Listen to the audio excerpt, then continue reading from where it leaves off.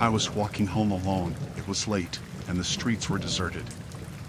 I thought it was just another night, nothing out of the ordinary, until I noticed someone behind me. At first, I dismissed it, thinking they were going the same way. But then, they matched my pace, always a few steps behind. It made me uneasy, but I tried to ignore it. I took a few turns, hoping they'd go their way, but they kept following. It wasn't right. I felt a chill down my spine. I quickened my pace, trying to put distance between us, but they did the same, always shadowing me. Fear started creeping in, and I didn't know what to do. I didn't want to turn around, didn't want to confirm my suspicions, but I had to. When I did, they were there, just a figure in the darkness, face obscured. I felt a surge of panic, heart pounding, and I broke into a run.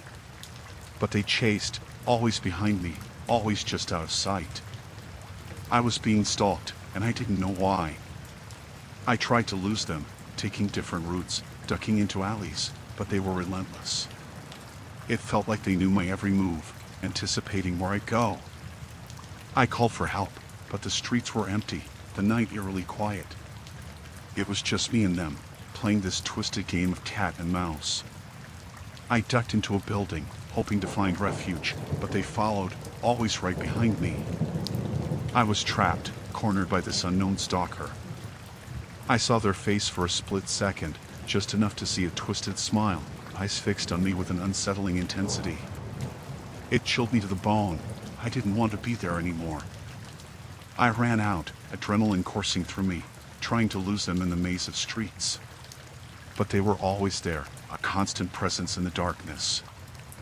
I felt like I was losing my mind, paranoia creeping in, not knowing when they'd strike, not knowing what they wanted. I tried to call the police, but my hands were shaking, my voice trembling. I couldn't articulate what was happening. It was like a nightmare I couldn't wake up from. I made it home, locked every door and window, but I couldn't shake off the feeling of being watched. Every sound outside made me jump, every shadow made my heart race. I didn't sleep that night, afraid they might come back, afraid they might be lurking in the shadows. The next day, I reported it to the police, but without evidence, without a clear description, there was little they could do. It felt like I was on my own, facing this unseen threat. Days passed, and I was always on edge, always looking over my shoulder, wondering if they were there, watching, waiting. I changed my routine, took different routes, but I couldn't shake off the feeling of being stalked. It was like they were always one step ahead, always there, haunting me. I don't know who they were or what they wanted, but the fear of the unknown, the fear of being followed, still lingers, a nightmare that's become my reality.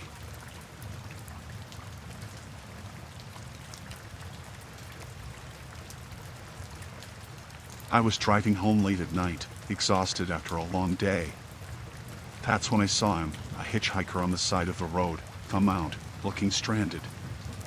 I felt a pang of sympathy, deciding to offer him a ride. He looked normal enough, just a guy in his mid-30s, dressed in jeans and a hoodie. I pulled over, rolled down the window, and asked if he needed a lift. He smiled gratefully and hopped into the passenger seat. At first, we exchanged pleasantries, small talk about the weather, the usual. But then, something felt off. He kept glancing at me, a little too often, with an intensity that made me uneasy. I brushed it off, trying to focus on the road, but his behavior made me nervous. He started asking personal questions, things that felt intrusive. I tried to deflect, keep the conversation light, but he persisted, probing into my life in a way that felt invasive. I glanced at him occasionally, and his expression seemed to shift, from friendly to something darker, something unsettling. It was a gut feeling, a warning sign that something wasn't right. I tried to ignore it, tried to convince myself I was being paranoid, but his demeanor grew more intense, more focused on me. He started talking about strange things, unsettling things, like how he enjoyed the darkness, how he found peace in the silence of the night. It sent shivers down my spine. It was unnerving. I wanted to ask him to leave, to get out of my car, but I was afraid of how he'd react.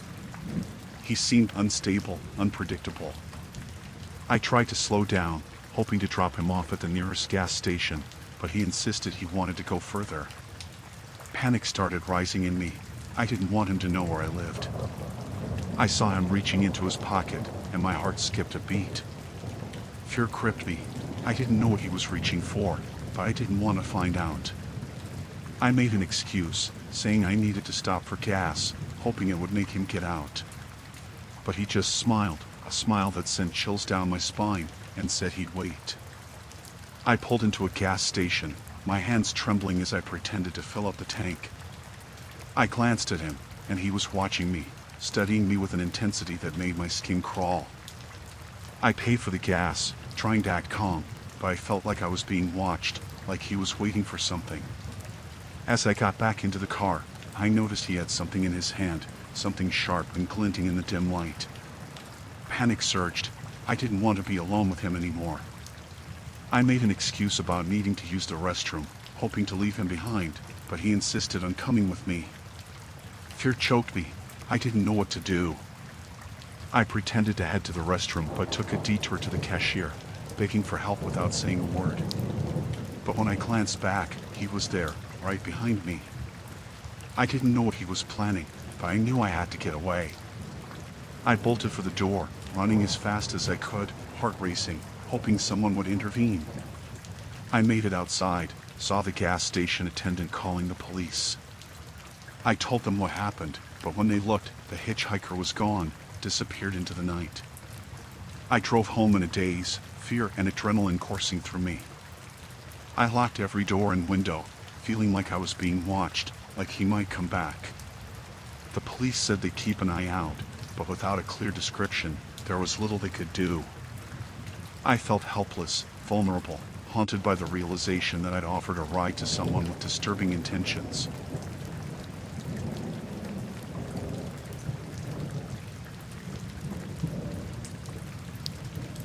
I was home alone, it was late, and the house was quiet. I was just settling in for the night, thinking about tomorrow, when I heard a noise downstairs.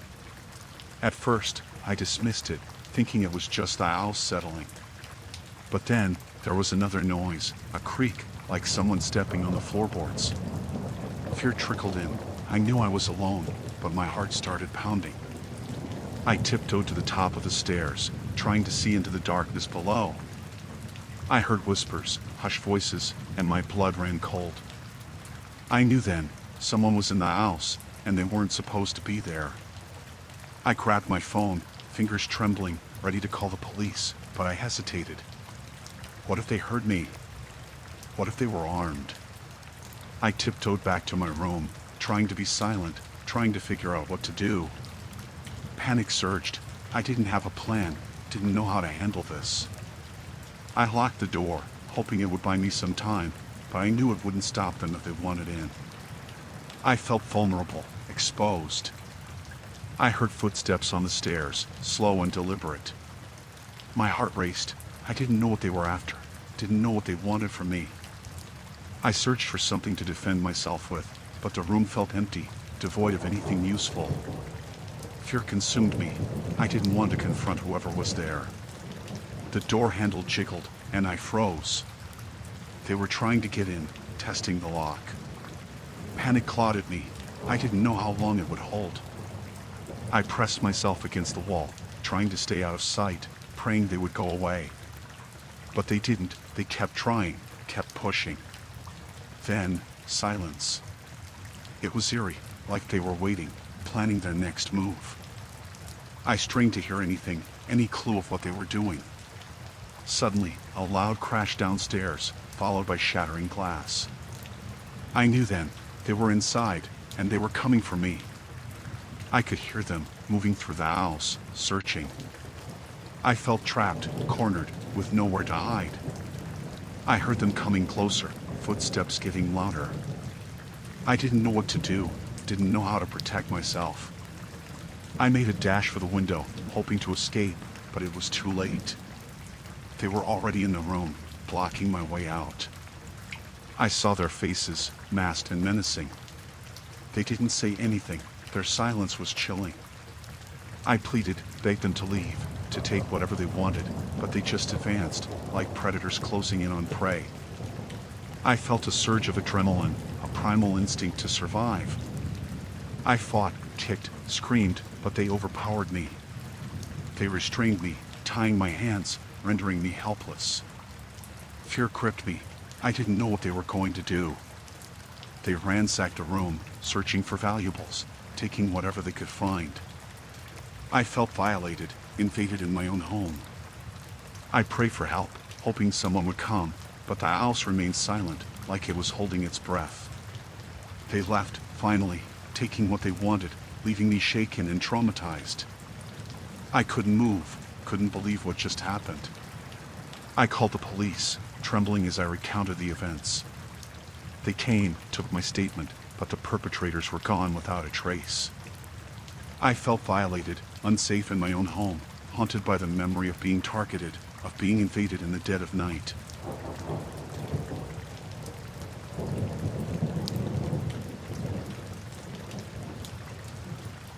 I was walking around the town, and there it was, an old, decrepit building at the end of the street. It had been abandoned for years, boarded up windows, graffiti covering the walls. I don't know what possessed me, but I wanted to explore it. It was late, and the night was cold. The streets were deserted, the only sound was the wind whistling through the empty alleyways. I made my way to the building, a sense of curiosity and thrill building within me. The door was barely hanging on its hinges, creaking as I pushed it open. The air inside was stale, a mix of dampness and decay. I flicked on my flashlight and stepped in cautiously. The interior was eerie, shadows dancing along the walls as my light pierced the darkness. Broken furniture lay scattered around, and the floorboards groaned under my weight. I could hear faint noises, rustling, murmurs. I hesitated, debating whether to leave or keep going. Curiosity got the better of me. I wanted to see what was making those sounds. As I ventured deeper into the building, the noises grew louder. I strained to listen, trying to make out the voices. Fear started creeping in. I realized I might not be alone. I turned a corner and saw them, figures huddled together, talking in hushed tones. They looked rough, disheveled, like they didn't belong there. Squatters, maybe, seeking shelter in this abandoned place.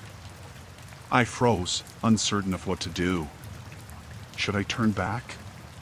Should I try to sneak out without them noticing me? But it was too late. One of them looked up, catching a glimpse of my flashlight. They stood up abruptly, their faces obscured by the darkness. Fear surged. I didn't know what they were capable of. They started moving towards me, slowly but purposefully. I felt a surge of panic, my heart pounding against my chest.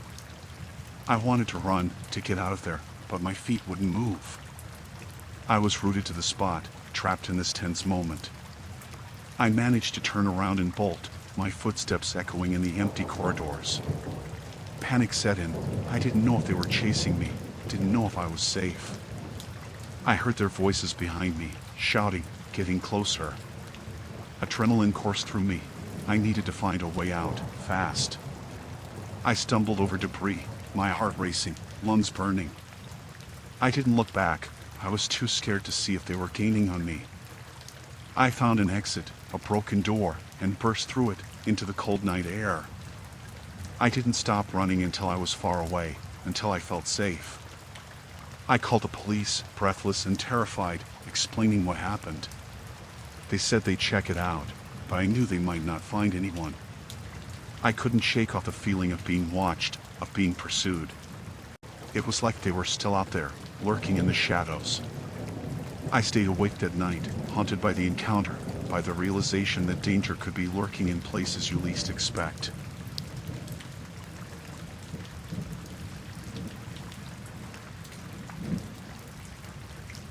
It was one of those nights where sleep seemed elusive, so I found myself scrolling through forums online. I stumbled upon a chat room, nothing out of the ordinary, just people discussing random topics. I joined in, looking for some distraction. The conversation flowed casually, discussing movies, hobbies, the usual chatter you'd expect. But then, someone new joined the chat, and things took a turn. Their username was obscure, something cryptic that caught everyone's attention. They started asking strange questions, delving into dark and unsettling topics. At first, I thought they were just trying to be edgy, seeking attention in an odd way. But the more they talked, the more unsettling it became. Their messages were cryptic, hinting at things that made my skin crawl. I tried to steer the conversation elsewhere, but they kept bringing it back to disturbing subjects. I felt a sense of unease settling in, a feeling that this person wasn't just joking around. Their messages were too sinister, too focused on things that weren't right. I tried to disconnect, to leave the chat, but they started addressing me directly, asking personal questions that made me uncomfortable. They seemed to know things about me, things they shouldn't have known. Fear started bubbling within me. It was like they were watching me, studying me. I tried to brush it off, to convince myself it was just a troll trying to get a reaction. But their messages grew more intense, more threatening. They started talking about things that felt too real, too close to home. They mentioned details about my life that weren't public, things only someone close would know. Panic set in. I didn't know who this person was, how they knew these things. I tried to block them, to shut down the chat, but they kept finding a way back in. They started making threats, vague but menacing. I didn't know if they were serious, didn't know if I was in danger. I closed the chat, turned off my computer, hoping it would all go away. But then, I started receiving messages on my phone, from the same username, the same cryptic threats. I felt a surge of terror. They knew how to reach me, how to invade my personal space. I didn't want to respond, but the messages kept coming, growing more sinister by the minute. I called the police, explaining what was happening, but they said they couldn't trace the messages without more concrete evidence. I felt helpless, vulnerable, like I was being watched from afar by someone with dangerous intentions. I turned off my phone, locked all the doors and windows, but I couldn't shake off the feeling of being targeted. It was like they were still there, lurking in the shadows of the digital world. I couldn't sleep, couldn't stop thinking about what might happen next. The fear of the unknown, of being tracked by this mysterious and dangerous individual, haunted me. I considered changing my number, deleting my online profiles, but I knew it might not be enough. It felt like they had invaded my world, leaving a chilling imprint on my life. I stayed awake, feeling their presence in every online notification, in every creak of the house. It was a nightmare that didn't seem to end.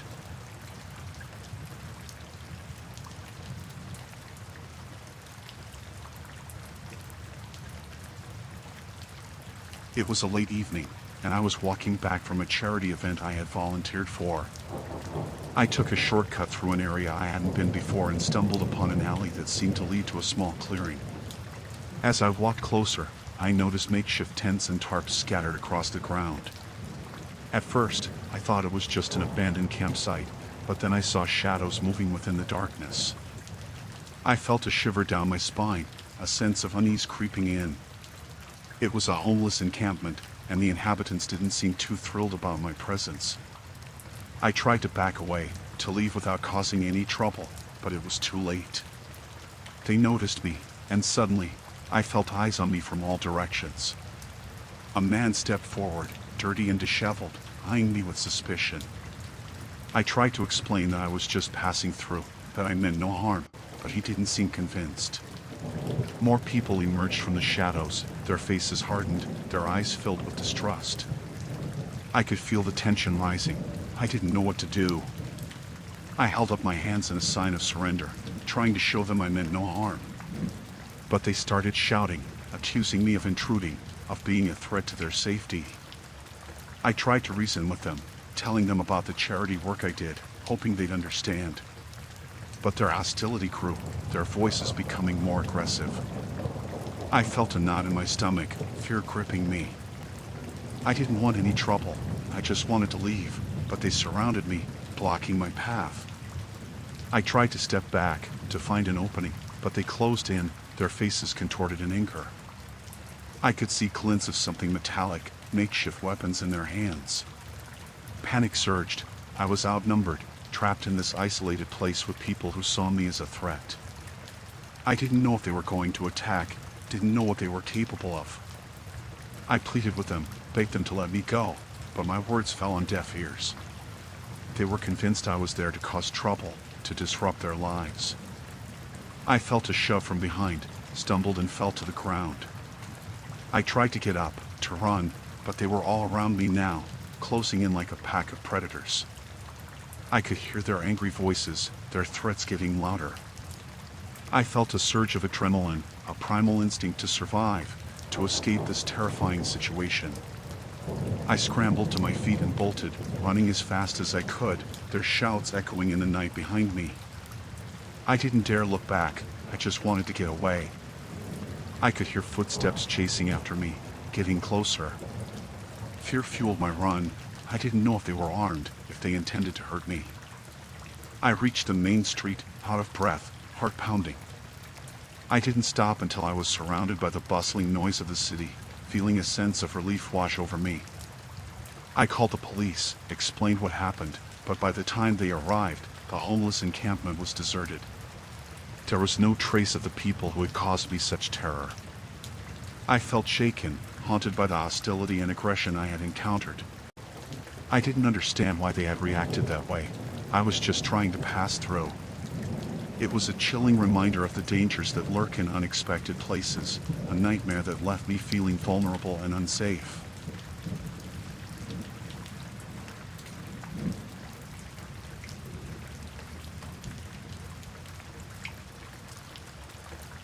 It was one of those nights where I had to take the last bus home, and I found myself stranded at a deserted bus stop.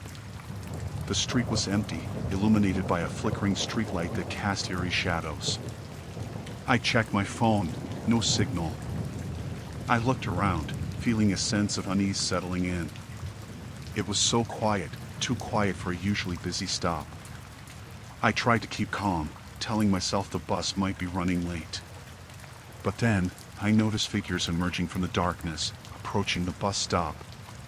At first, I thought they were just fellow commuters, but as they got closer, I could see something wasn't right.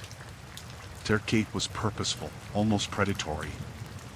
I felt a knot in my stomach, a sense of dread creeping in. They didn't look friendly, their faces were hardened, their eyes gleaming in the dim light. I tried to blend in, to act like I didn't notice them, hoping they'd pass by without trouble.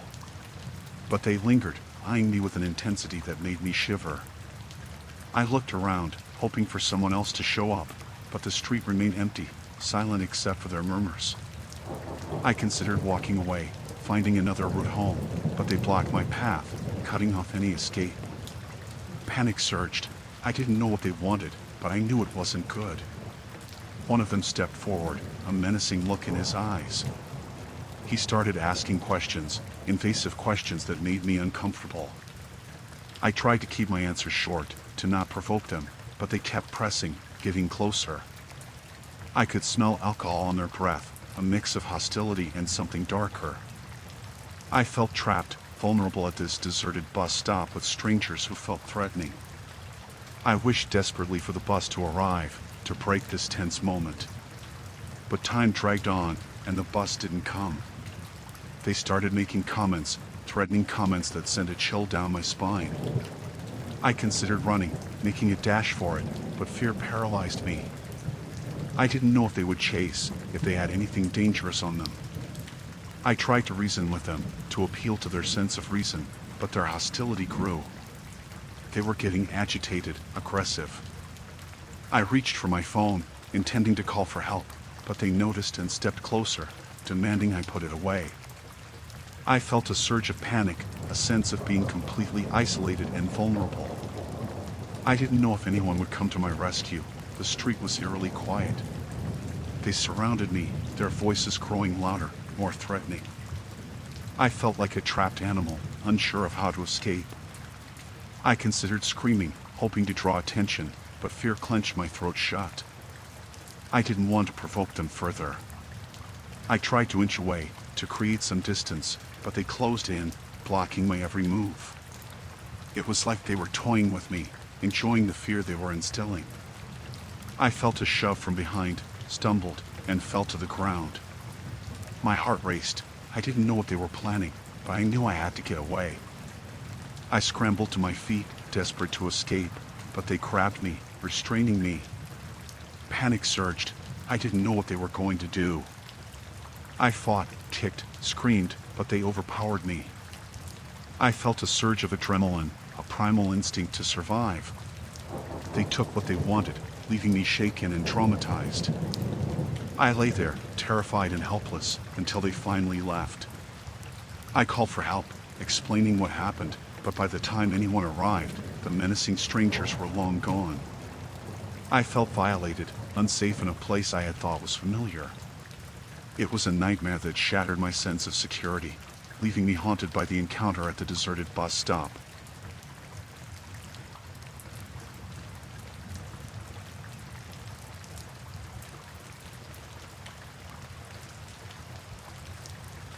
I found myself walking home alone in the dead of night. The streets were deserted, and the only sounds were the echoes of my footsteps on the pavement. I kept glancing over my shoulder, feeling a sense of unease. I knew I was being paranoid, but the darkness seemed to amplify everything. As I turned a corner onto a dimly lit street, I noticed a van parked nearby, its engine running. It seemed out of place, and I quickened my pace, hoping to get away from it. But then, I heard footsteps behind me, getting closer. I felt a chill run down my spine, a sense of dread taking hold. I tried to walk faster, but the footsteps quickened too, echoing in the silent night. Panic surged. I didn't want to turn around, didn't want to see who was following me. I reached for my phone, intending to call for help, but before I could even dial, I felt a hand clamp down on my shoulder. I turned around, heart pounding, and saw a figure looming over me, a man, his face obscured in the darkness. Fear gripped me. I didn't know what he wanted. He demanded I come with him, his voice cold and commanding. Panic set in. I knew I had to get away, had to fight back. I screamed, hoping someone would hear, but the street remained eerily quiet. I thrashed, trying to break free, but his grip was strong, unyielding. He tried to pull me towards the van, his intentions clear. Adrenaline surged. I kicked, clawed, screamed for help, anything to escape his grasp. I felt a surge of panic, a fight or flight instinct taking over. I managed to break free, running as fast as I could, heart pounding in my chest. I could hear him behind me, chasing, his footsteps getting louder. I didn't dare look back. I just ran, trying to get away from this nightmare. I darted into side streets, hoping to lose him, but he was persistent, closing in with every turn. Fear consumed me. I didn't know if he had help, if this was a trap. I spotted a lit storefront in the distance, a beacon of hope. I ran towards it, feeling a sense of relief wash over me when I saw people inside. I burst into the store, breathless, frantic, explaining what happened. They called the police, and I huddled in the safety of the store, feeling a mix of terror and relief. The police arrived, took my statement, but by the time they got to the area, the man and the van were gone. I felt a shiver of fear, realizing how close I had come to being abducted. It was a nightmare that shattered my sense of security, leaving me haunted by the terror of that night.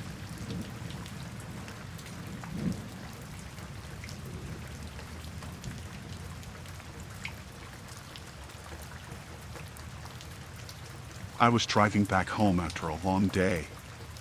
The road stretched ahead, empty except for the occasional passing car. Suddenly, my car started sputtering, and the engine gave out. Panic surged. I pulled over to the side, realizing I was stranded in the middle of nowhere. I tried to start the engine, but it was no use. I felt a sense of vulnerability. I was alone, with no one in sight and no signal on my phone. I decided to wait for help, hoping someone would pass by and offer assistance. I sat there in the darkness, feeling the minutes tick by slowly. Then, I heard the sound of a vehicle approaching. Relief washed over me. Maybe it was someone who could help. But as the vehicle got closer, I noticed something unsettling. It was an old van, rusty and worn, moving slowly. I felt a pang of unease. Something didn't feel right. The van pulled over in front of my car, and two men stepped out. They looked rough, unkempt, and something about their demeanor sent shivers down my spine. They approached, asking if I needed help. I hesitated, unsure of their intentions, but I desperately needed assistance. I explained my situation, hoping they would offer some assistance. But their expression seemed off, calculating, almost predatory. They offered to give me a ride to the nearest gas station, and I felt a surge of relief at the thought of getting help. But something about their offer didn't sit right with me. I declined politely, saying I would wait for a tow truck or someone else to pass by. But they insisted, their tone becoming more forceful. I felt a chill run down my spine, a sense of alarm growing within me. I knew I shouldn't trust them, but I also didn't want to be stranded in the dark. They started getting closer, their voices growing more insistent, more threatening. Fear clenched my chest. I didn't know what to do. I tried to stand my ground, to assert that I didn't need their help, but they were persistent. They kept approaching, their intentions becoming clearer. Panic surged. I felt trapped, vulnerable in this isolated place with strangers who seemed dangerous. I needed to get away. I made an excuse, saying I had someone coming to help me, hoping they would leave. But they didn't buy it. They were closing in, blocking my escape.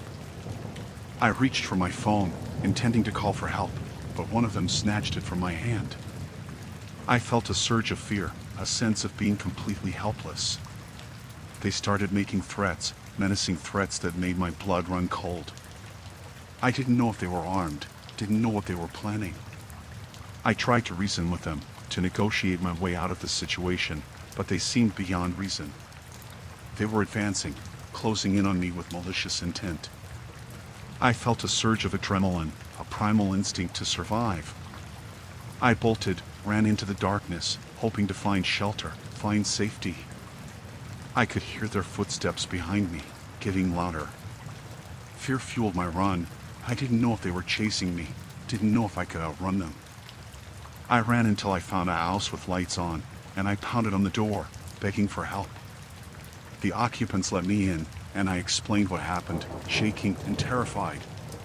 They called the police, and I huddled inside, feeling a mix of relief and terror.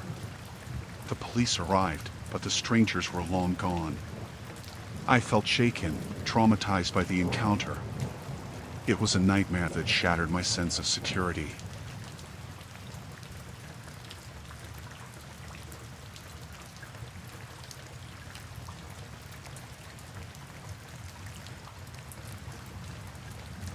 It was late at night, and I was home alone, winding down after a long day. My phone rang, and without thinking much, I picked it up. But there was silence on the other end. I assumed it was a wrong number and hung up. Moments later, the phone rang again. This time, there was heavy breathing on the line. I felt a chill run down my spine, a sense of unease settling in. I asked, "Who is this?" But there was no response, just the sound of breathing. I hung up, trying to shake off the unease. But the calls continued, each time with more intensity. Sometimes it was just silence, sometimes whispers that I couldn't make out. I tried to ignore it, telling myself it was probably a prank. But as the night wore on, the calls became more frequent, more threatening. The callers started making unsettling remarks, things only someone close to me could know. Fear gripped me. I felt like I was being watched, like someone was right outside my window. I checked the locks on the doors and windows, feeling a growing sense of paranoia. I didn't know if it was just a prank or if I was genuinely in danger. I called the police, but they said they couldn't do much without concrete evidence. I felt helpless, alone with this unknown caller terrorizing me. I tried to reach out to friends, hoping for some comfort, but it was late, and no one picked up. I was alone, with this unknown caller invading my sense of security. The calls became more aggressive, more threatening. I could feel my heart racing every time the phone rang. I didn't want to pick up, but I couldn't ignore it either. I started to disconnect everything, I turned off the phone, unplugged it, hoping it would stop. But then, the calls started coming from unknown numbers. I felt trapped, cornered by this unknown person's torment. Every creak in the house made me jump. Every shadow seemed like a lurking figure. I couldn't sleep, couldn't relax. The fear was consuming me. I felt like a prisoner in my own home, with no idea who was on the other end of that phone. I considered leaving, going somewhere safe, but I was too scared to step outside.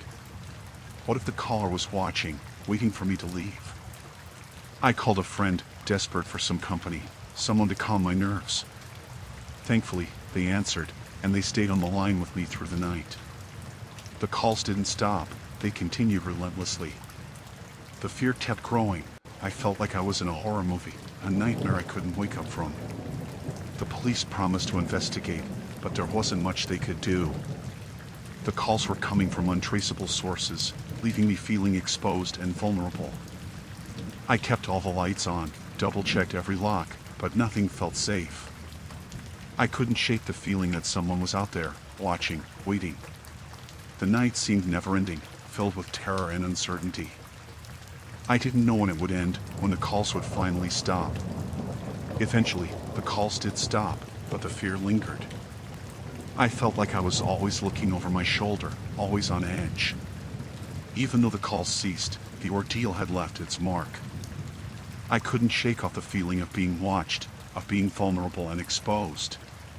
It was a terrifying experience that shattered my sense of security. I didn't know if the caller was just a prankster or if I was genuinely in danger, and that uncertainty haunted me.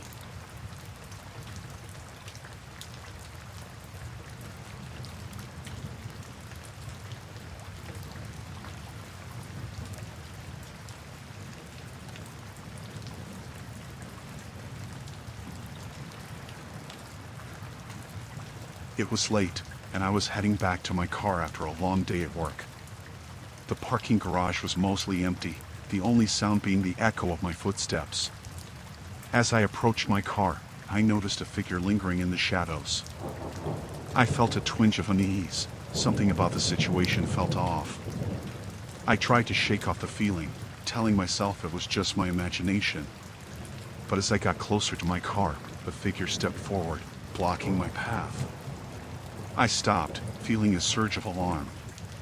The figure was a man, his face obscured in the darkness. He started moving towards me, his footsteps echoing in the garage. I felt a knot in my stomach, a sense of danger creeping in. I tried to remain calm, asking if he needed something, trying to defuse the situation. But he didn't respond, just kept advancing towards me. Panic surged. I didn't know what he wanted, didn't know if he was armed. I reached for my keys, intending to unlock my car and get away, but my hands were shaking so much that I struggled to find the right key. The man kept getting closer, his movements purposeful. Fear gripped me. I felt like I was trapped, cornered in this dimly lit garage. I finally managed to unlock the car and jumped in, locking the doors. I started the engine, ready to get out of there, but then I realized something horrifying. The man was blocking my exit. He stood in front of my car, staring at me with an unsettling intensity. I felt a surge of terror, a sense of being completely trapped. I honked the horn, hoping to attract attention, but the garage remained eerily quiet. The man didn't budge, he just stood there, a menacing presence in the dimly lit space. I considered reversing and finding another way out, but fear held me back. What if he had accomplices? What if they were waiting outside? I felt a surge of panic, a desperate need to get away from this danger. I considered calling for help, but my phone was in the back seat, out of reach. The man started making threats, his voice low and menacing. I didn't know what to do, didn't know how to get out of this nightmare. I honked the horn again, hoping someone would hear and come to my aid. But there was still no response, no sign of anyone else in the garage. I considered making a run for it, but fear paralyzed me. I didn't know if he would try to stop me, didn't know if he had anything dangerous on him. I felt a surge of adrenaline, a fight or flight instinct taking over. I revved the engine, hoping to scare him off, but he remained unmoved. I humped continuously, hoping the noise would deter him.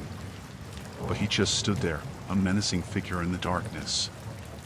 I saw a security camera mounted on the wall and prayed that someone was watching, that someone would intervene. But there was no sign of any help coming. I felt a surge of desperation, a sense of being completely alone with this threat. I wished desperately for someone to come, for someone to help me out of this terrifying situation. The man continued to stand there, making threats. I didn't know if he was waiting for something or if he had something sinister planned. I felt a surge of panic, a sense of vulnerability and exposure. I didn't know how long I could stay in the car, trapped by this man's menacing presence. I considered trying to reason with him, to appeal to his humanity, but something told me it was futile. He seemed intent on instilling fear, on exerting control. I glanced around, hoping for any sign of help, any sign of an escape route. But the garage remained desolate, a silent witness to this terrifying encounter. I considered sounding the alarm, hoping it would attract attention. But before I could even reach for it, the man finally turned and walked away. I felt a surge of relief, but it was mixed with fear. I didn't know if he would come back, if he was just waiting for the right moment. I waited, hesitant to move, hesitant to leave the safety of the car. After what felt like an eternity, I cautiously drove out of the garage, heart pounding in my chest. I didn't look back, I just drove, desperate to get away from that place, from that sense of danger and terror.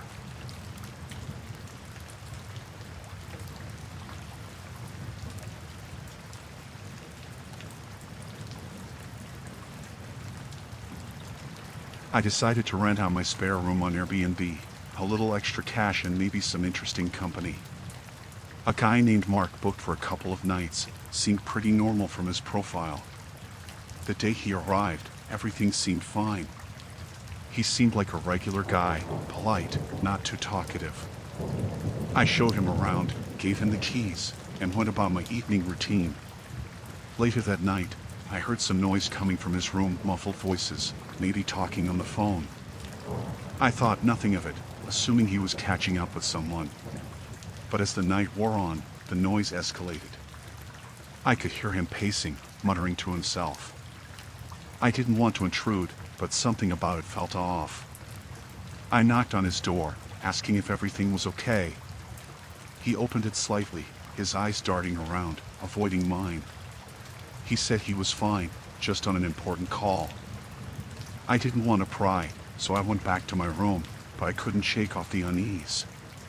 The noises continued, growing louder, more agitated. I considered calling the Airbnb support line, but I didn't want to create unnecessary drama.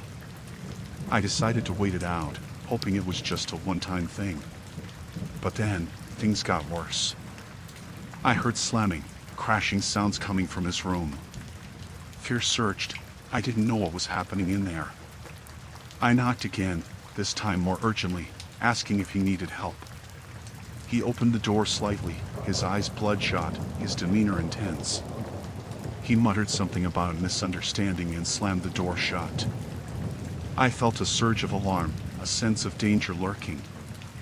I considered calling the police, but I didn't want to overreact, didn't want to escalate the situation. I tried to rationalize. Maybe he was just having a rough night, maybe I was misinterpreting things. But the atmosphere in the house felt tense, uncomfortable. I decided to stay in my room, lock the door, and wait for morning. I didn't want to confront him, I just wanted him gone. But then, in the dead of night, I heard him moving around the house. Fear gripped me. I didn't know what he was doing, didn't know if he was armed. I peeked out cautiously, saw him pacing, muttering to himself. He seemed agitated, disturbed. I didn't want to confront him alone, didn't want to risk escalating things. I called a friend, whispered urgently about the situation, asking for advice. My friend suggested calling the police, better to be safe than sorry. I hesitated, but the noises were getting louder, more alarming. I dialed 911, explaining the situation, feeling a mix of fear and guilt for involving the authorities. The dispatcher assured me they'd send someone, asked me to stay in my room and lock the door. I complied, feeling a sense of relief that help was on the way. But then, the noises stopped. I heard his footsteps coming towards my room, slow and deliberate. Panic surged. I didn't know what he was planning. I barricaded the door with whatever I could find, my heart pounding in my chest. I whispered to the dispatcher, told them he was trying to get into my room. I heard him pounding on the door, demanding to be let in. Fear consumed me. I didn't know what he'd do if he got in. I heard sirens in the distance, a glimmer of hope. I yelled that the police were on their way, hoping it would make him stop. The pounding stopped, replaced by hurried footsteps, then silence. I stayed locked in my room, trembling, until I heard the police arrive. They took him away, subdued and shouting incomprehensibly. They assured me he wouldn't be returning, that I was safe now. I felt a mix of relief and horror. I couldn't sleep, couldn't shake off the terror of that night, the fear of what could have happened. The next morning, I canceled his reservation and contacted Airbnb, explaining what had happened. I didn't want anyone else to experience that nightmare.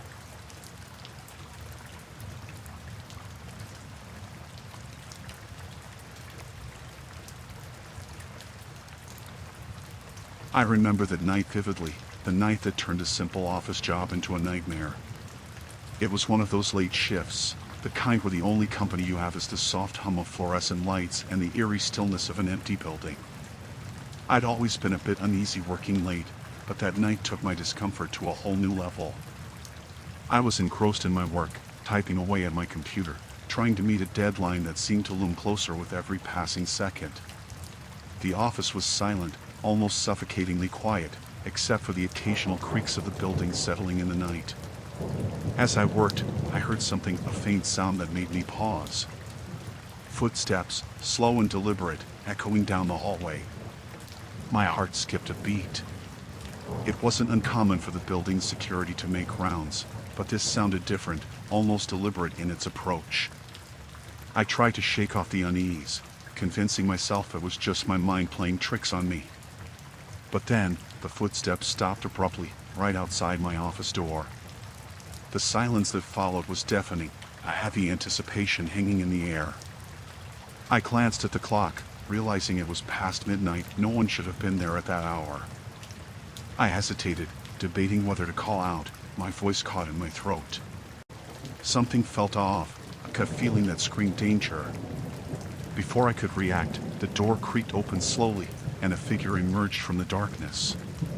My breath caught in my chest as I recognized the silhouette. It wasn't someone from security or a late working colleague.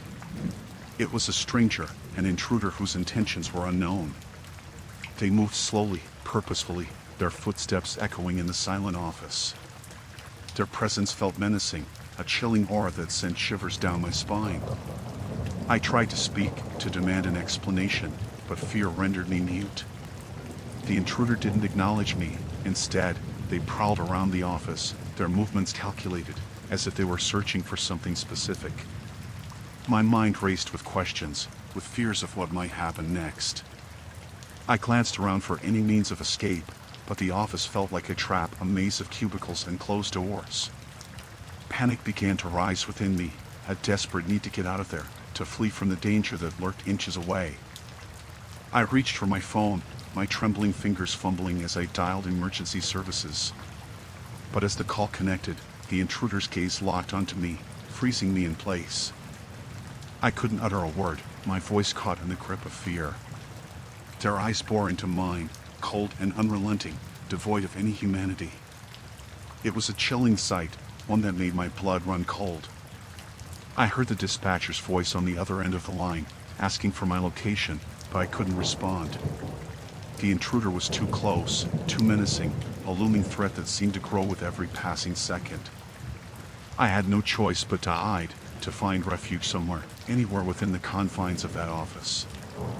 I ducked behind a desk, trying to control my rapid breaths, hoping beyond hope that the intruder wouldn't find me. Time seemed to stand still as I huddled in the darkness, my heart pounding in my chest. I could hear them moving through the office, their footsteps echoing like a menacing drumbeat. The minutes felt like an eternity, the silence broken only by the occasional shuffle or creak of the floorboards. I was paralyzed with fear, my mind racing through 1,000 scenarios of what could happen next. I could sense the intruder drawing closer, their presence looming just beyond where I hid. Every instinct screamed at me to flee, to make a dash for safety, but the fear rooted me in place, a silent prisoner to my terror. Suddenly, the footsteps halted, the silence becoming suffocatingly heavy. I held my breath, fearing that any sound might give away my position. Then, a voice, a low, guttural whisper that sent chills down my spine. The intruder spoke, their words barely audible but laced with a sinister edge. They knew I was there, hiding in the darkness, and they were taunting me. My mind raced with thoughts of survival, of finding a way out of this nightmare. But the intruders seemed to anticipate my every move, as if they were playing a twisted game of cat and mouse. I wanted to scream, to call out for help, but fear clutched my throat, rendering me silent. I was trapped, cornered by a malevolent presence that showed no sign of leaving. Suddenly, the office lights flickered, casting eerie shadows across the room. In that momentary darkness, I saw the silhouette of the intruder looming closer, inches away from where I cowered. Time seemed to stop as our eyes locked, a chilling understanding passing between us. I felt a surge of adrenaline, a desperate need to fight, to do anything to survive. As the lights flickered back on, I bolted from my hiding place, racing towards the exit with every ounce of strength I had left. I didn't look back, fueled by the primal need to escape the danger that lurked behind me. I burst through the office doors, stumbling into the empty corridor, my heart pounding like a drum in my chest. I ran, not daring to stop until I reached the safety of the street, the cold night air a welcome relief. I called for help, the words tumbling out in a rush as I explained the terror I'd faced, the danger that lurked in the office. Police arrived swiftly, searching the building with caution, but the intruder was gone, leaving nothing but an unsettling sense of fear in their wake. As I sat there, trembling, recounting the harrowing encounter to the authorities, I couldn't shake the feeling of being watched, the memory of those cold, haunting eyes burning into my mind. That night changed me, left an indelible mark on my soul, a brush with danger that shattered the illusion of safety. I never worked late again, haunted by the memory of that menacing intruder who turned a quiet office into a living nightmare.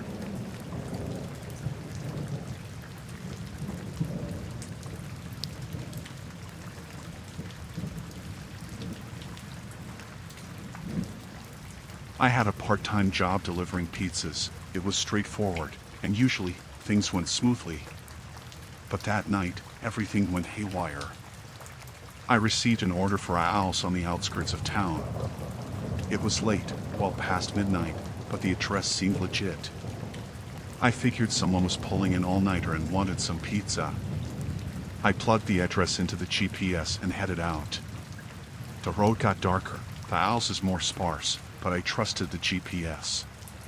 The house I arrived at seemed abandoned, a dilapidated structure with boarded-up windows. I double-checked the address. It matched the one on the receipt. I hesitated, but the pizza was already paid for, so I decided to knock, hoping someone was inside. I heard faint noises, maybe footsteps, but no one answered the door. I felt uneasy, like something was off. I should have left, but I was focused on doing my job, getting the pizza delivered. I knocked again, a bit louder this time, calling out that I had their pizza. The noises inside stopped abruptly, leaving an eerie silence. I heard shuffling behind the door, then it creaked open slightly. I caught a glimpse of a shadowy figure. They muttered something about finally being hungry. I tried to hand over the pizza, but they didn't take it. Instead, they stepped out, their face hidden in the darkness. I realized something was seriously wrong. This person wasn't here for pizza. They were here for something else. Fear crept in, but I tried to keep calm, attempted to defuse the situation. I told them it was the wrong address, that I must have made a mistake. But they didn't seem interested in listening. They just stood there, sizing me up. I should have left right then, but I felt frozen, rooted to the spot. I knew I needed to get out of there, but my instincts were conflicting with my desire to deliver the pizza. The figure suddenly lunged forward, grabbing the pizza box from my hands. They opened it, inspecting the contents with a deranged intensity. I took a step back, sensing danger. I tried to reason with them, offering to refund the money, anything to get away. But they didn't respond, they just stared at me, their gaze unsettling. I felt like prey, like I'd walked into a trap. They muttered something about not being satisfied, their voice low and menacing. I knew I had to leave, had to get out of there fast.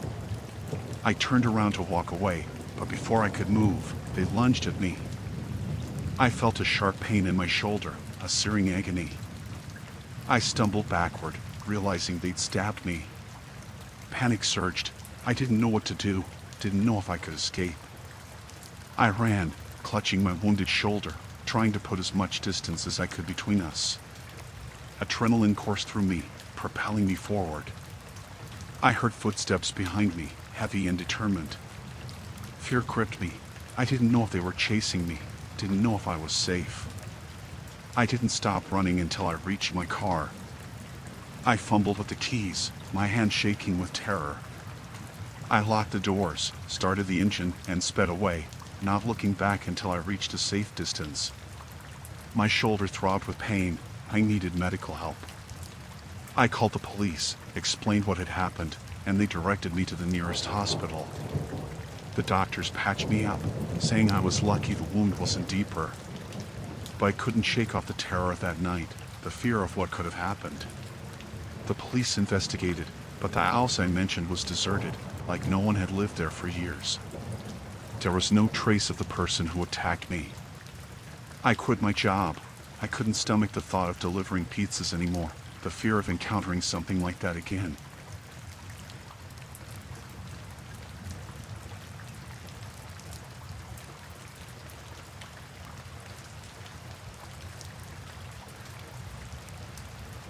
My neighbor, Mr. Johnson, lived 2 houses down from me. He was always a bit peculiar, but nothing that raised too many red flags. That is, until one late night. I was taking out the trash, a routine chore before calling it a night, when I heard shouting. At first, I thought it might be a TV or something, but the voices grew louder, more intense. I glanced towards Mr. Johnson's house and saw him on his front porch, yelling at someone, yelling at no one. His voice echoed through the quiet street, unsettling in the dead of night. I hesitated. Should I intervene, ask if everything was okay? But something about the way he was yelling, the fury in his voice, made me step back, made me reconsider. I hurried back inside, locking the door behind me.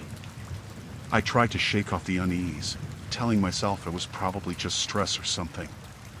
But then, the shouting turned into something else, banging, crashing sounds, like something being thrown around. Fear clawed at me. I didn't know what was happening over there. I considered calling the police, but what would I say? That my neighbor was making noise? It didn't feel like enough to involve the authorities. The noises subsided, replaced by an eerie silence. I tried to convince myself it was over, that I could go to bed and forget about it. But then, I heard footsteps outside my door, slow and deliberate. Panic surged. Was Mr. Johnson outside my house? I peeked through the curtains and saw him, standing on the sidewalk, staring right at my window. His eyes seemed wild, unblinking, fixed on my house. I felt a chill run down my spine. Something was seriously wrong. I ducked away from the window, heart pounding, trying to think of what to do. I debated calling the police again, feeling ridiculous for even considering it. But his behavior was alarming, disturbing. I heard him muttering, something about someone being a threat. Was he talking about me? Fear gripped me, a sense of being in danger in my own home.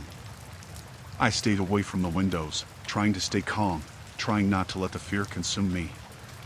But the minutes felt like hours, the silence outside unbearable.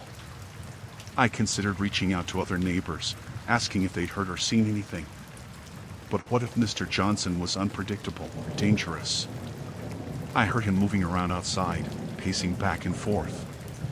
The tension in the air was palpable, suffocating. I debated calling a friend, someone who might be awake, someone who could help. But I didn't want to worry anyone or put them in danger. I heard a loud bang, like something hitting the side of the house. I flinched, heart racing, fearing the worst. I tried to convince myself that it was all in my head, that Mr. Johnson was probably just upset about something unrelated.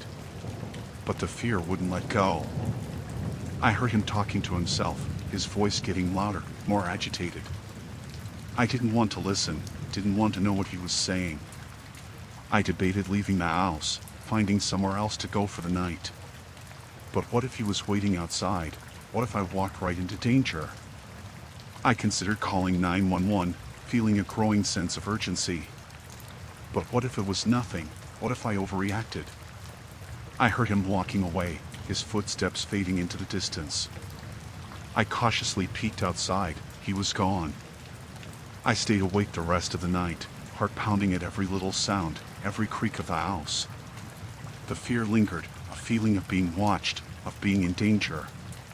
The next day, I talked to some neighbors, cautiously asking if they'd heard or seen anything unusual. But no one seemed to know anything about Mr. Johnson's behavior. I debated approaching him, asking if everything was okay. But what if that escalated things? What if he was truly dangerous? I stayed on edge for days, jumping at every sound, every unexpected noise. The fear had rooted itself deep, an unsettling reminder of that harrowing night.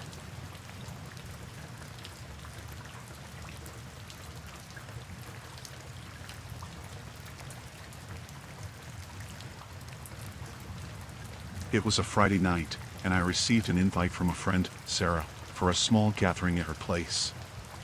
It seemed like a casual get-together, nothing out of the ordinary. I arrived around 9 p.m.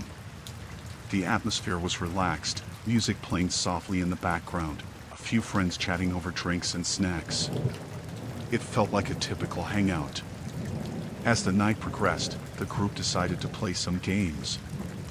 We laughed and joked, having a good time. It was all fun and lighthearted. But as the clock ticked past midnight, something shifted. The mood changed, imperceptibly at first, but enough to make me uneasy. The conversations turned quieter, the smiles less frequent.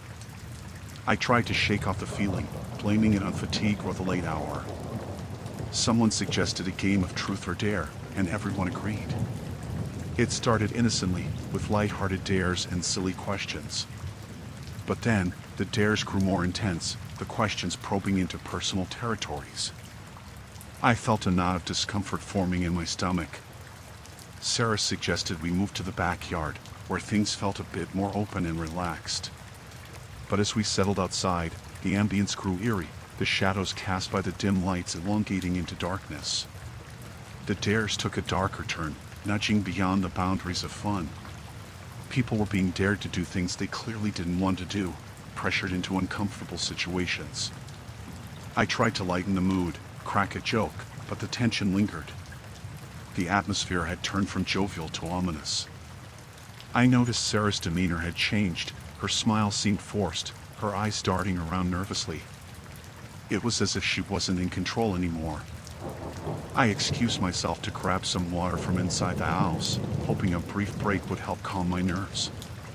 But as I stepped in, I heard hushed whispers coming from the living room. I hesitated, unsure if I should investigate. But curiosity got the better of me, and I edged closer, trying to make out what was being said. The conversation sounded strange, almost conspiratorial. They were discussing something about a ritual and summoning. Fear clutched at me. I didn't understand what was happening. I wanted to leave, to get out of there as fast as I could. I hurried back outside, trying to act normal, but my heart raced with unease. I looked around, noticing subtle changes. The darkness seemed thicker, the air colder. Sarah approached me, her smile tight, her voice unnaturally cheerful. She asked if I was having a good time, but her eyes seemed distant, almost empty. I tried to play it cool, said I was feeling a bit tired and might head home soon. But Sarah's demeanor shifted. She insisted I stay, almost aggressively. I felt a chill down my spine, a sense of danger building up. I made excuses about an early morning, backing away slowly, trying not to escalate the situation. As I made my way to the front door, the atmosphere turned hostile. The group's demeanor changed, their expressions darkening. I felt like I was being watched, like I was in danger. I rushed to the door, fumbling with the lock, my heart pounding in my chest. Sarah and the others gathered around, their faces contorted in a way that didn't seem human. Fear consumed me. I didn't understand what was happening, didn't know if I was hallucinating or if this was real. I managed to open the door and sprinted out into the night, not looking back until I reached the safety of my car. I drove away, heart racing, feeling like I'd narrowly escaped something sinister. I couldn't shake off the fear, the sense of dread. I didn't understand what had happened, what kind of gathering I had stumbled into. The next day, I received a message from Sarah, inviting me to another gathering. I didn't respond. I blocked her number and avoided that part of town altogether.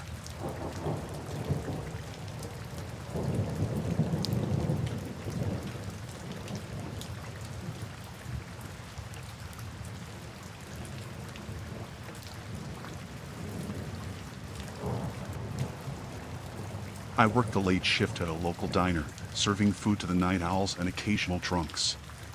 It was quiet most nights, mundane even, until that one fateful evening.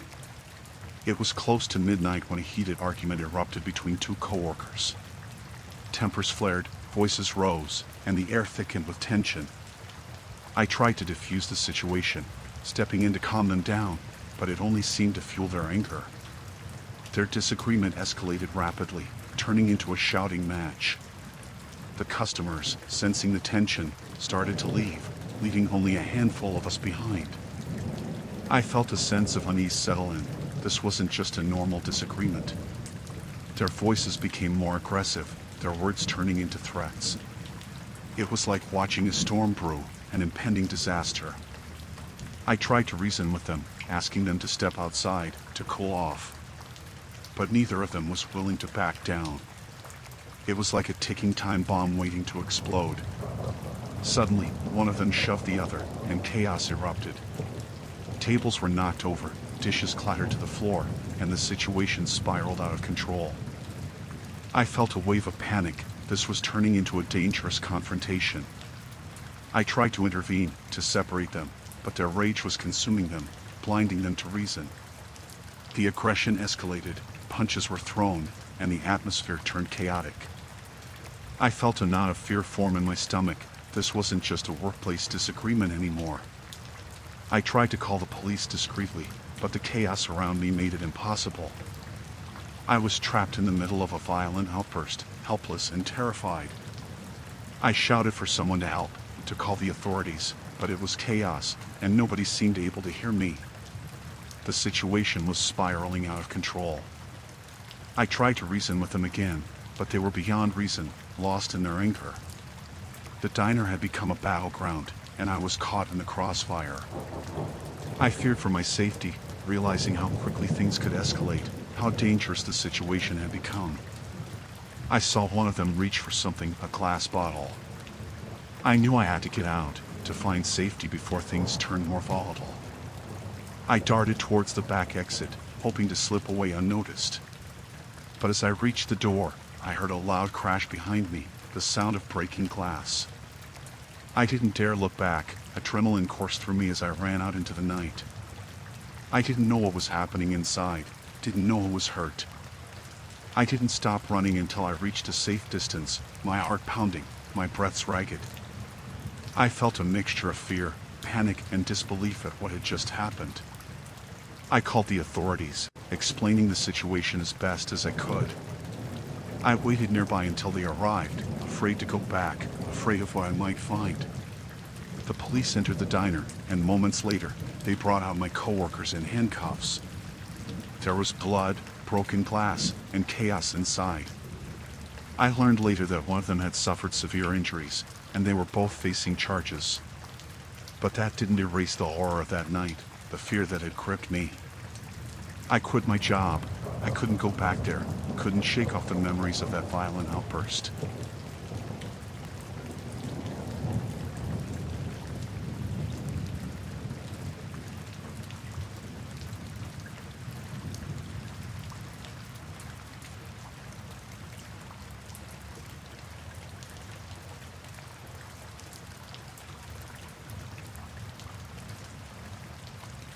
I was on a business trip, staying at a decent hotel in an unfamiliar city. The days had been tiring, filled with meetings and presentations, but that night, things took a frightening turn. I finished work late and returned to the hotel, exhausted. The lobby was nearly empty, the usual bustling crowd absent at this hour. I headed up to my room, eager to unwind and get some rest before another busy day. But as I approached the elevator, I noticed a group of shady-looking individuals hanging around the lobby, eyeing everyone who passed by. Ignoring them, I pressed the elevator button and waited. The door slid open, and I stepped inside, feeling their stares boring into me. As the elevator ascended, I felt a growing sense of unease. The atmosphere seemed charged with tension, and I couldn't shake off the feeling that I was being watched. I reached my floor, and as I stepped out, I glimpsed those same individuals loitering near the staircase, their gazes following my every move. I quickened my pace, feeling a sense of urgency to reach the safety of my room. But as I fumbled with my keycard at the door, I heard footsteps behind me. I glanced back, heart pounding, and saw the group approaching, their expressions menacing. Fear gripped me. This didn't feel like a chance encounter. I managed to unlock my door, slipping inside and locking it behind me. I leaned against it, trying to calm my racing heart. But then, there was a knock, a heavy, forceful knock that reverberated through the room. I froze, feeling a chill run down my spine. They were demanding entry, shouting threats, demanding that I open the door. Panic surged. I didn't know what they wanted or why they were after me. I rushed to call the front desk, but the line was busy. I felt a sense of isolation, trapped in my room with no way to seek help. The knocks grew louder, more insistent. I could hear their voices outside, aggressive and intimidating. I scanned the room, looking for anything that could help defend myself if they managed to break in. But I was unarmed, defenseless against their threats. I considered calling the police, but what would I say? That a group of strangers was trying to break into my room? It felt surreal, like a nightmare. I pressed myself against the door, hoping it would hold. I prayed for help, for someone to intervene and put an end to this terrifying ordeal. The pounding continued, and I could hear them trying to force the door open. I braced myself, the adrenaline pumping through my veins. Minutes passed, each second feeling like an eternity. I didn't know if the door would hold, didn't know what they would do if they got inside. Then, suddenly, the commotion stopped. Silence enveloped the room, a stark contrast to the chaos just moments before. I cautiously approached the door, hesitant to look through the peephole. But when I did, they were gone, vanished as quickly as they had appeared. I waited for what felt like hours, heart still racing, before daring to step out of the room. The hallway was empty, eerily quiet. I approached the front desk, shaken, and recounted what had happened. But the receptionist seemed unconcerned, dismissing it as a misunderstanding or a drunken mistake. I spent the rest of the night, sleepless and on edge, wondering who those individuals were and what they wanted from me. The next morning, I checked out of the hotel, relieved to leave that unsettling experience behind. But the fear and uncertainty lingered, a reminder of that terrifying encounter on a business trip gone horribly wrong.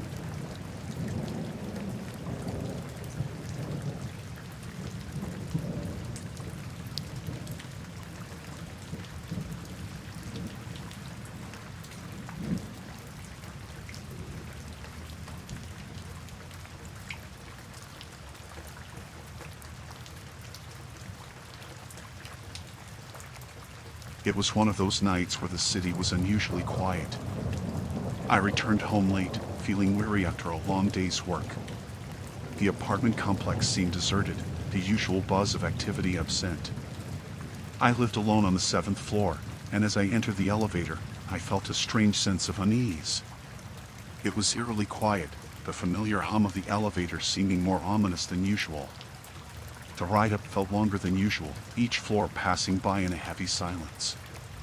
When I reached my floor, I stepped out, feeling a chill run down my spine.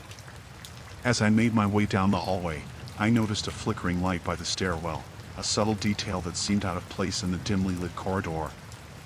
I hesitated but decided to investigate, thinking it might just be a faulty bulb. As I approached, I noticed the stairwell door slightly ajar, a thin strip of flickering light escaping from within. My heart started pounding. This was unusual. Something wasn't right. I had an unsettling feeling, like I was stepping into danger without knowing it. I cautiously pushed the door open, and what I saw froze me in my tracks. There were multiple people inside, wearing dark clothing, their faces obscured by masks. My heart raced. This wasn't a casual situation. I tried to process what I was witnessing. What were they doing here? What did they want? I moved back, trying to remain unseen, trying to process what my next move should be. Fear gnawed me.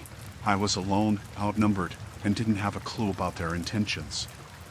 They seemed preoccupied, but the air was charged with tension, like any sudden movement could set them off.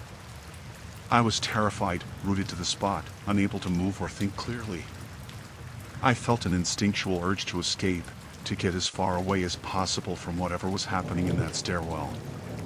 But I couldn't just leave. I needed to know what they were doing there, why they were breaching security in our building. I turned, trying to retrace my steps, hoping to reach my apartment and call for help. But as I moved down the hallway, I heard footsteps behind me. Panic surged. They had noticed me. I quickened my pace, the adrenaline pumping through my veins, urging me to run, to find safety. I reached my apartment, fumbled with the key, and slammed the door shut behind me. I leaned against it, trying to steady my breathing, trying to make sense of what had just happened. I didn't dare turn on the lights. I didn't want to draw any attention to myself. I crept to the window, peeking through the blinds, but the hallway was empty. I debated calling the police, but what would I say? That I saw some suspicious individuals in the stairwell? I didn't have any concrete evidence of wrongdoing. I stayed awake all night, listening for any sound, any sign of intrusion. Every creak or shuffle made my heart race. I felt like a sitting duck, vulnerable and exposed. The next morning, I approached the building management, trying to report the incident discreetly. But they seemed dismissive, assuring me it was probably just a misunderstanding. I couldn't shake off the fear. I felt like I was living in a place where security had been breached, where danger lurked in the shadows. I became hypervigilant, always checking the peephole before stepping out, always listening for any unusual sounds.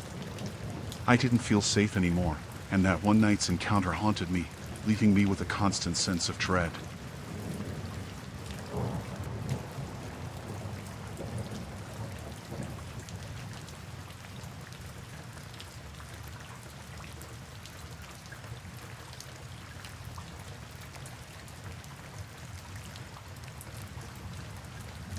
I planned a weekend getaway at a remote cabin in the woods, seeking solace from the chaos of city life.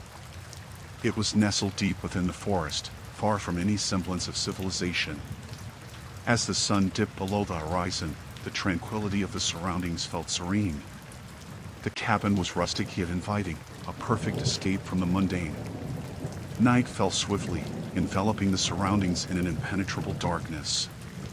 The quietude of the woods was unsettling, and the silence seemed to amplify every sound. I settled in, trying to enjoy the solitude, but an odd sensation lingered, a feeling of being watched, observed by unseen eyes. As the night deepened, a sense of unease settled in. It wasn't just the natural sounds of the forest, it was something more, something unsettling. I brushed it off as my imagination, trying to immerse myself in a book. But then, a sound disrupted the silence, a faint rustling outside, footsteps on the leaf-laden ground. My heart skipped a beat. I listened intently, hoping it was just an animal passing by. But the footsteps persisted, growing closer, too deliberate to be an innocent passerby. I felt a knot form in my stomach, a growing sense of dread. I moved to the window, peering out into the darkness, but the thick foliage obscured any visibility. Then, I heard a voice, hushed but discernible. My pulse quickened, realizing there were intruders outside, and they weren't just passing through. I tried to rationalize, to convince myself it was a harmless mistake, but the murmurs grew louder, more distinct. Fear clutched at me. This wasn't a coincidence. I contemplated calling for help, but the cabin's remote location meant no cell reception. I was on my own, facing an unknown threat in the dead of night. I tiptoed to the door, trying not to make a sound, but my trembling hands betrayed my efforts. As I reached for the doorknob, it rattled, a soft, deliberate jostle. Panic surged. They knew I was inside. I retreated, hastily locking the door, but the realization hit me they were trying to get in. I scanned the cabin, searching for anything to defend myself. But in my hasty escape from the city, I hadn't thought to equip the cabin with any form of protection. The intruders outside grew bolder, banging on the door now, demanding entry. Their voices were menacing, their intentions malevolent. I retreated to a corner, trying to remain hidden, my heart racing. The cabin's flimsy doors and windows felt like a thin barrier against the looming threat outside. They persisted, shouting threats, promising dire consequences if I didn't comply. I felt trapped, isolated, like a prey cornered by predators in the night. I contemplated escape, but the dense forest offered no refuge. I was at their mercy, hoping against hope for someone, anyone, to come to my aid. Minutes dragged on like an eternity, the relentless pounding on the door echoing through the cabin. I felt a mixture of terror and helplessness, not knowing what would happen next. Then, abruptly, the noise ceased. The sudden silence was deafening, a stark contrast to the chaos just moments before. I dared not move, barely even breathed, fearing it was a ploy to catch me off guard. I waited, listening for any sign of their departure. Minutes stretched into agonizing hours. I didn't know if they were still there, waiting for the right moment to strike. Eventually, as the first rays of dawn filtered through the trees, I cautiously approached the window, peeking out. They were gone, leaving behind a haunting silence. I didn't know if it was over, if they'd come back, or if I was safe. I stayed huddled in the corner until daylight fully broke, until I felt some semblance of security. When morning arrived, I fled the cabin, leaving behind the solitude turned sinister by that night's encounter. The serenity of the woods was forever tainted by the nightmare I had endured.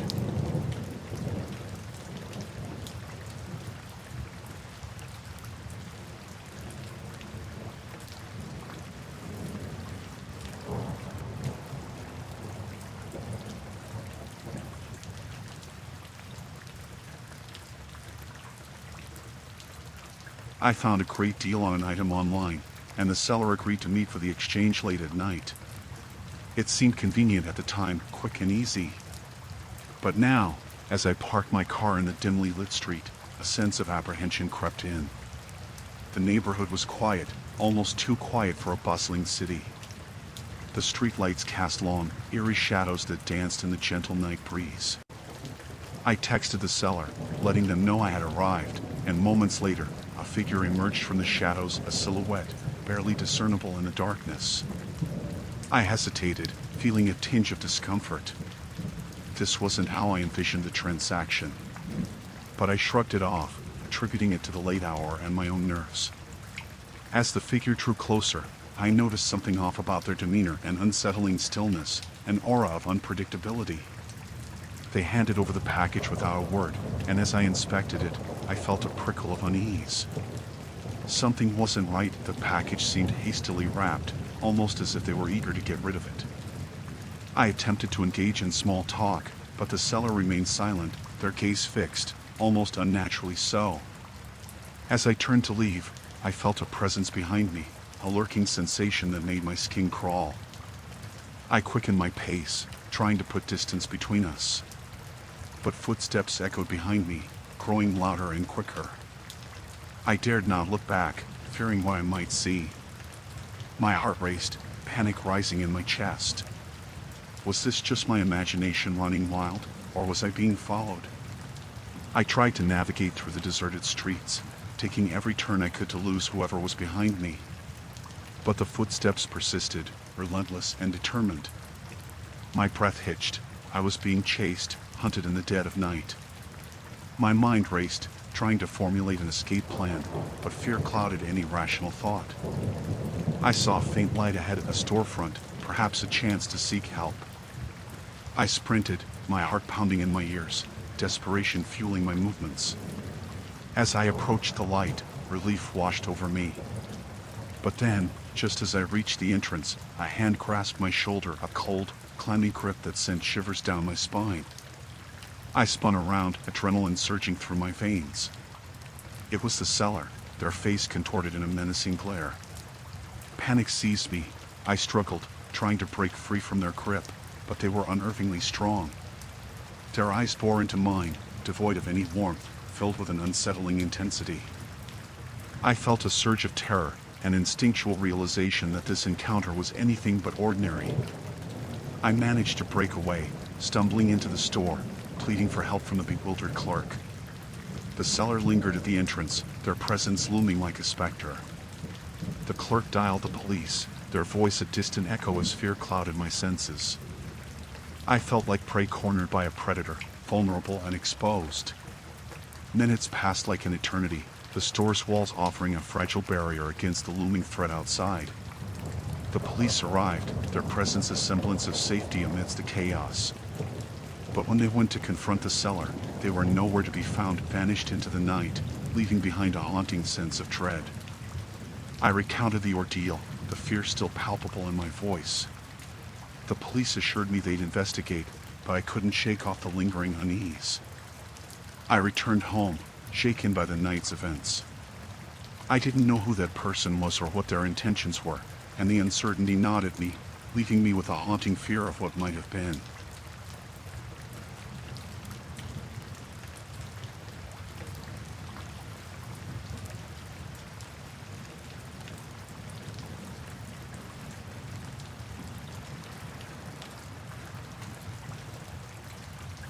I was invited to a community event at a nearby center, a seemingly harmless late-night affair to support a local cause. It seemed like a chance to connect with neighbors, unwind, and contribute to something meaningful. The center was bustling when I arrived, vibrant with chatter and laughter. People milled around, engaging in various activities, the atmosphere warm and inviting. But as the night wore on, the energy shifted, a subtle but palpable transformation. The once jovial ambience turned murky, an unsettling undercurrent threading through the air. I brushed it off as fatigue or an overactive imagination, trying to enjoy the evening. However, a nagging feeling of discomfort persisted, intensifying with every passing moment. I noticed a group of individuals, their demeanor seemingly out of place, an air of hostility that clashed with the event's intended spirit. They lingered in the shadows, casting furtive glances that made my skin crawl. As the night progressed, their presence became more pronounced, their hushed conversations and furtive movements drawing attention. I felt a knot forming in my stomach, a sense of impending unease. I tried to ignore it, but then, amidst the crowd, a commotion erupted, an argument, intense and heated. The group I had noticed earlier was at the center of it, their voices escalating, their anger palpable. I felt a chill run down my spine, an unsettling feeling that things were about to escalate into something beyond a mere disagreement.